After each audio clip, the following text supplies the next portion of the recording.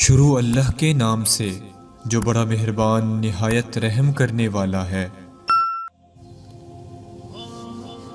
میں ایک سرکاری محکمے میں جاب کرتا ہوں۔ یہ سردیوں کے دن تھے اور میں مصروفیت کے باعث 2 ماہ 15 دن کے لمبے عرصے بعد گھر چھٹی گیا۔ گھر پہنچا تو عید کا سماں تھا۔ ماں باپ، بہن بھائی سب بہت خوش تھے۔ میں نے اس مہینے کی تنخواہ والدہ کے ہاتھ پر رکھ دی۔ والدہ نے رقم کا کچھ حصہ اللہ کی راہ میں خرچ کرنے کی نیت سے علیحدہ کیا اور کہا کہ اس رقم سے ایک بیوہ عورت کے گھر کا راشن خرید کر پہنچا دینا جو دور ایک گاؤں میں رہتی تھی۔ میں اسی وقت گیا اور راشن خرید کر لایا۔ گھر میں میرے لیے پرتکلف طعام کا انتظام کیا گیا تھا۔ بہن بھائیوں کے ساتھ مل کر لذیذ کھانوں کے مزے اڑائے اور سفر کی تھکاوٹ دور کرنے کی غرض سے رضائی میں گھس گیا۔ آنکھیں نیند سے بوجھل ہو رہی تھیں کہ اچانک اس بیوہ عورت اور اس کے یتیم بچوں کا خیال آیا۔ ارادہ کیا کہ ابھی جاؤں اور سامان پہنچا آؤں۔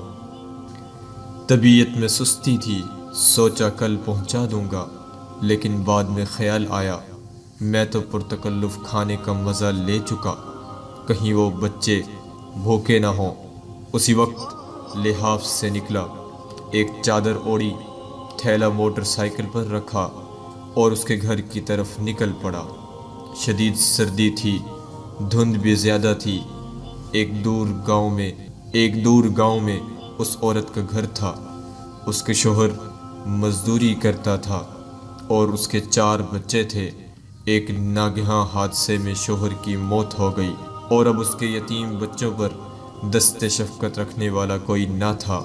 قسمت بھی بہت ستم ظریف ہے۔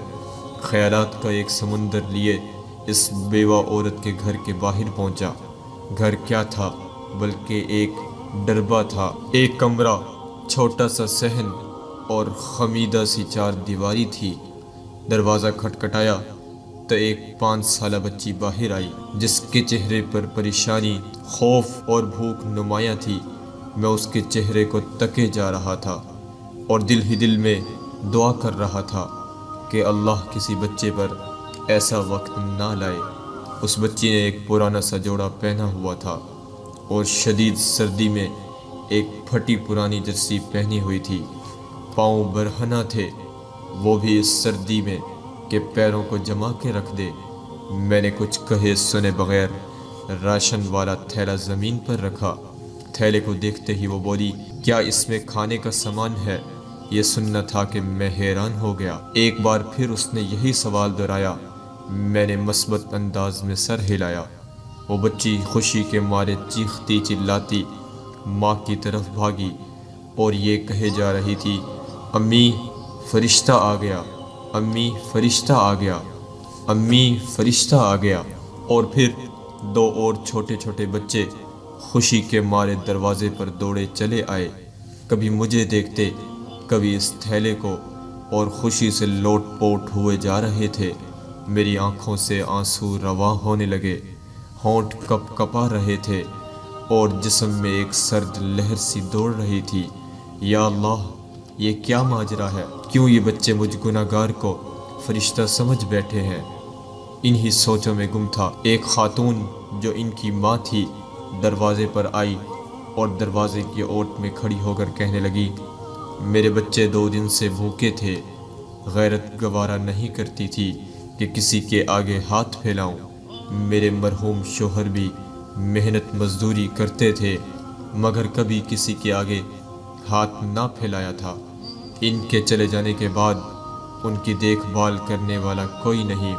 رشتہ داروں نے ہاتھ کھینچ لیے ہیں اور محلے والے بھی مدد نہیں کرتے، مگر کبھی کبھی آپ جیسے نیک دل لوگ مدد کرتے ہیں۔ میں 2 دن سے بچوں کو یہ کہہ کر بہلا رہی تھی کہ ایک فرشتہ آئے گا اور ہمارے لیے کھانا لے آئے گا، اسی لیے یہ آپ کو فرشتہ سمجھ بیٹھے ہیں۔ اس عورت نے اللہ کے حضور شکرانے کے چند کلمات ادا کیے، مجھے ڈھیر ساری دعائیں دیں اور شکریہ ادا کیا میں وہاں سے واپس ہو لیا۔ آنسو رکنے کا نام نہیں لے رہے تھے۔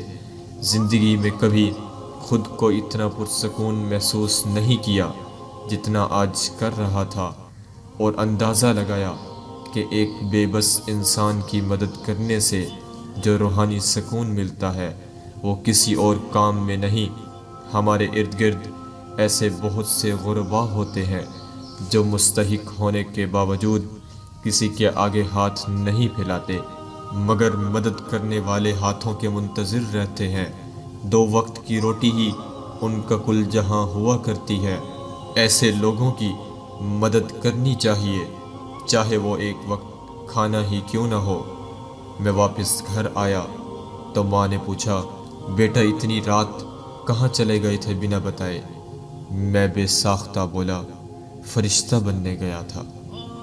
اللہ سے دعا ہے کہ اللہ تعالی ہم سب کو اس کی توفیق دے کہ ہم بھی مستحق لوگوں کی مدد کر سکیں، آمین۔ اگر آپ کو ہماری یہ ویڈیو پسند آئی ہے تو اس کو لائک کر دیں، ہمارے چینل کو سبسکرائب کر دیں اور ساتھ لگے بیل آئیکن کو دبا دیں تاکہ ہماری آنے والی ہر ویڈیو آپ تک بآسانی پہنچتی رہے۔ ملتے ہیں اگلی ویڈیو میں۔ اللہ حافظ۔